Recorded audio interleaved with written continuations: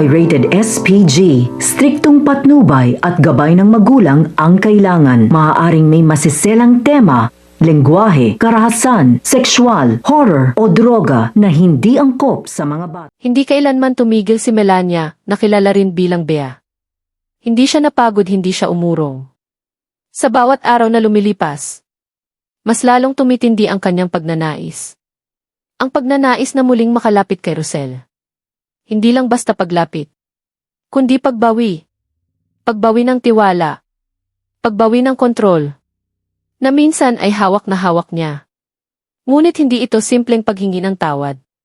Hindi ito basta pagbabalik loob. Hindi. Isa itong plano. Masalimuot. Maingat. At puno ng lihim na intensyon. Sa isipan ni Melania, malinaw ang susunod na hakbang. Si Tali ang magiging tulay. Kung mapapatawad ni Rosel si Tali. Kung kahit maliit na puwang lang ang mabuksan. Doon siya papasok. Dahan-dahan. Tahimik. Hanggang sa muli niyang mapasunod ang lahat. Ayon sa kanyang kagustuhan. Ngunit hindi ganoon kadali ang lahat. Alam ni Melania. Mas komplikado na ang sitwasyon ngayon. Matapos palayasin ni Rosel si Tali. Nagbago ang lahat. Ang dating tiwala. Napalitan ng pagdududa. Ang dating bukas na puso. Napalitan ng pag-iingat. Sa mga mata ni Rosel, si Tali ay hindi na lamang isang taong nagkamali. Isa na siyang simbolo. Simbolo ng panlilinlang. Simbolo ng sakit. Simbolo ng pagkabigo. At higit sa lahat, isang paalala kung paano siya naloko.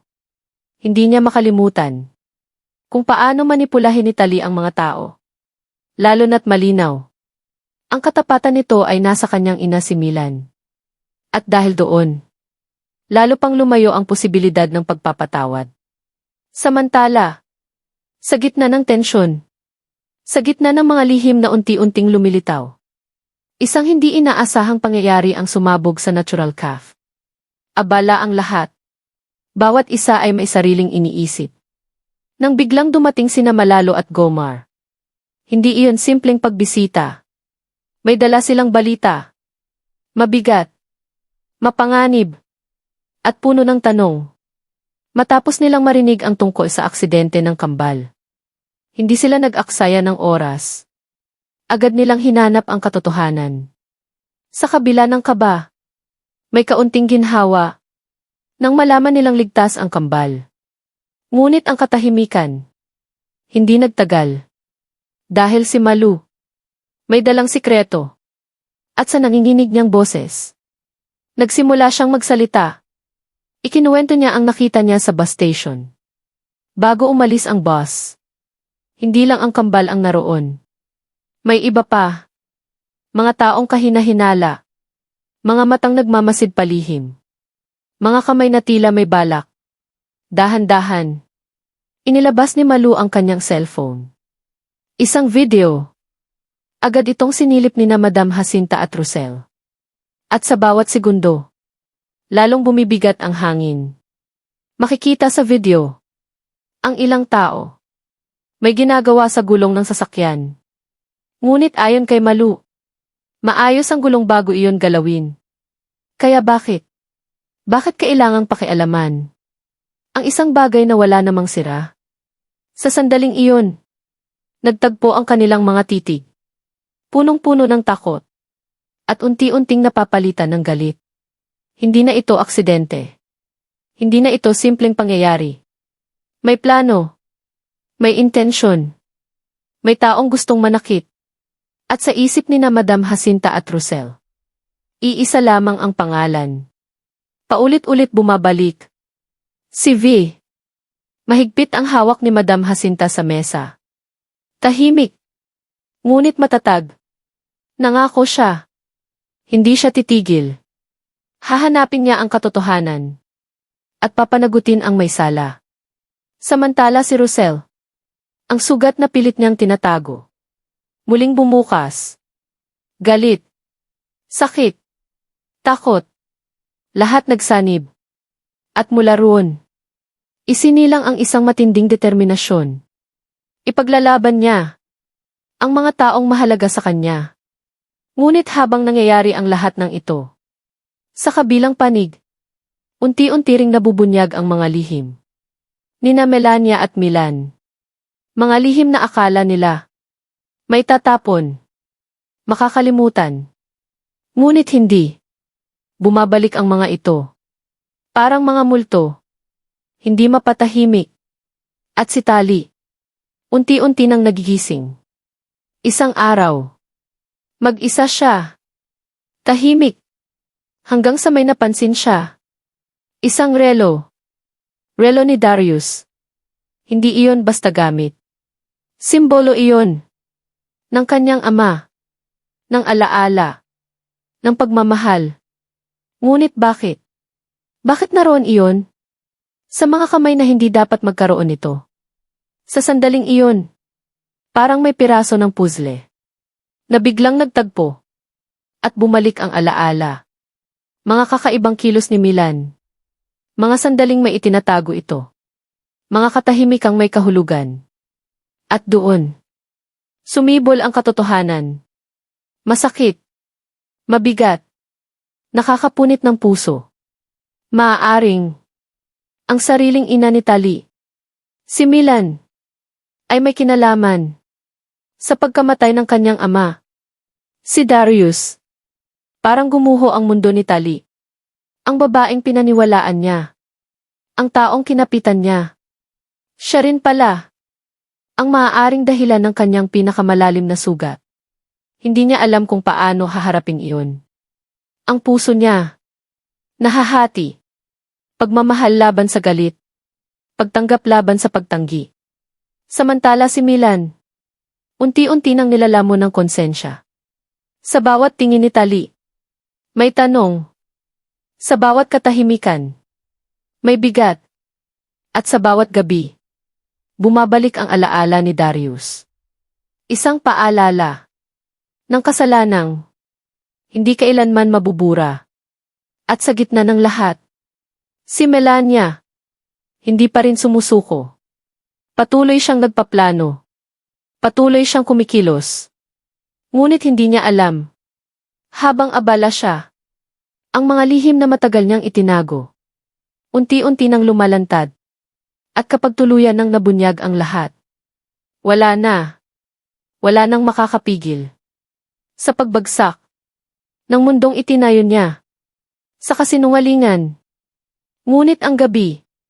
Hindi natapos sa mga revelasyon. Dahil sa likod ng katahimikan. May mga matang gising. May mga pusong nagbabantay. At may mga taong naghahanda. Sa isang madilim na sulok ng lungsod. Nakatayo si Ve. Tahimik. Ngunit ang kanyang mga mata. Naglalagablab. Sa kanyang kamay. Mahigpit niyang hawak ang telepono. At sa kabilang linya. Isang boses na hindi niya pinangalanan. Sigurado ka bang tapos na? Isang maikling katahimikan. Pagkatapos. Isang malamig na sagot. Hindi pa. Simula pa lang ito. Ngumiti si V. Isang ngiting walang init. Isang ngiting may binabalak.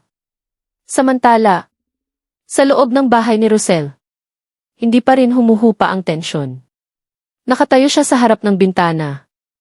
Tahimik. Ngunit ang kanyang isip. Magulo. Ang video. Ang aksidente. Ang pangalan ni V. Lahat umiikot sa kanyang ulo. At sa likod niya, naroon si Madam Jacinta. Tahimik ding nagmamasid. Hindi tayo pwedeng magkamali. Mahina ngunit matigas na wika ni Madam Jacinta. Dahan-dahang lumingon si Roselle. Pero hindi na rin tayo pwedeng magbulag-bulagan. Sagot niya. May halong sakit at galit. Nagkatitigan sila. At sa sandaling iyon, nagkaunawaan. Ito ay hindi na laban ng hinala. Ito ay laban ng katotohanan. Samantala, sa kabilang bahagi ng lungsod, naglalakad si Tali. Mag-isa. Walang direksyon. Walang kasiguruhan. Tanging ang bigat ng kanyang natuklasan. Ang kanyang dala. Hawak-hawak niya ang relo ni Darius. At sa bawat tiktak nito, Parang may kumakagat sa kanyang puso. Hindi pwedeng totoo ito. Pabulong niyang sambit. Ngunit kahit anong tanggi, bumabalik ang alaala. Ang mga titig ni Milan. Ang mga lihim na hindi sinasabi. At ang pakiramdam na matagal na siyang niloloko. Napahinto si Tali. At doon, hindi na niya napigilan. Pumatak ang luha.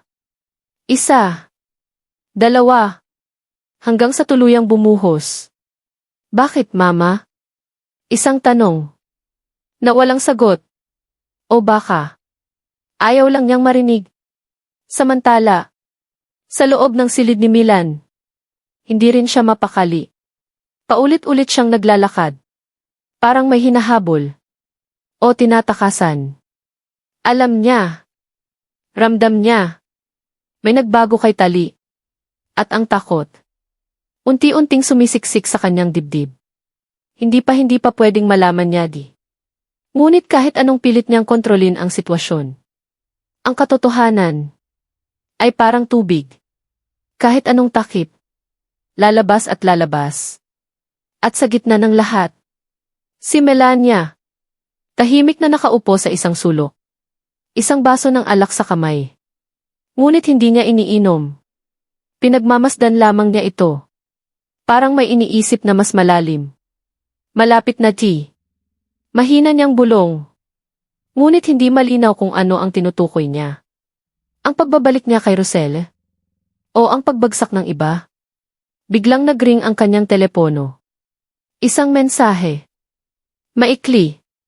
Ngunit sapat para magbago ang lahat. May alam na si Tali. Nanlaki ang kanyang mga mata.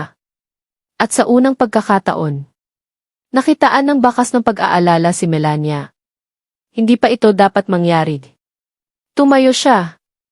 Mabilis. Desidido. Dahil alam niya, kapag tuluyang nagsalita si Tali, kapag nabuo ang lahat ng piraso, hindi lang si Milan ang babagsak. Kasama siya. Kasama silang lahat. At doon, nagsimula ang isang bagong yugto. Mas mapanganib. Mas madilim. Kung saan ang bawat lihim ay unti-unting lalabas. At ang bawat kasinungalingan ay sisingilin ng katotohanan.